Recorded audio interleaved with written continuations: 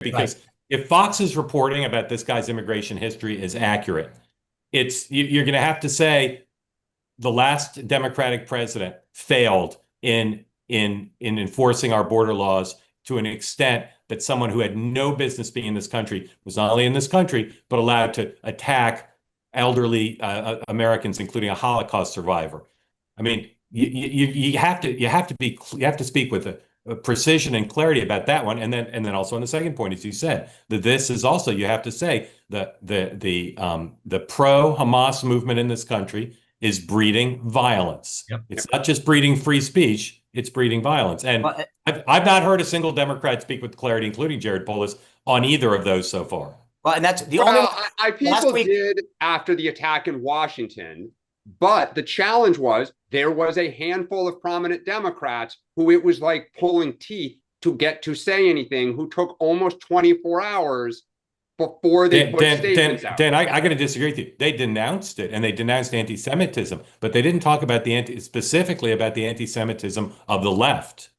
They just denounced anti-Semitism. It's a different thing. Okay, fair enough. So there's two things that I think are I mean, last week on that podcast, Pete Buttigieg, when he was asked about mistakes, one of was how, quote, we handled COVID, and the second was immigration. He said we should have been stronger on the border. So at least there's an acknowledgement on that. But I do think that when I asked about this is the fascinating thing. Number one, I find it amazing that here we are, 12, 14 hours afterwards. And to your point, we have yet to hear a single Democrat have to be forced to call out either one.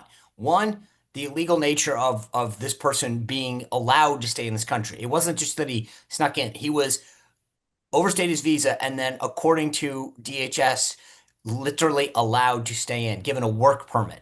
Yeah. Second, I think the Israel thing has the potential to become the bigger issue in the Democratic Party, because you're seeing these tactics over and over again. And at some point, there's a fault line where somebody's going to jump the shark. The immigration one, to be honest with you, as a Democrat, Buttigieg did it the other day and no one said a thing. It's almost easier to come out there and say that. But the idea that these guys are not having, someone's going to have to take a side sooner rather than later. And there's a fault line on how they come down, because it is now gone from which side are you on to allowing and permitting what seems to be not seems to be, but is violence against other Americans with sort of impunity and silence from the left.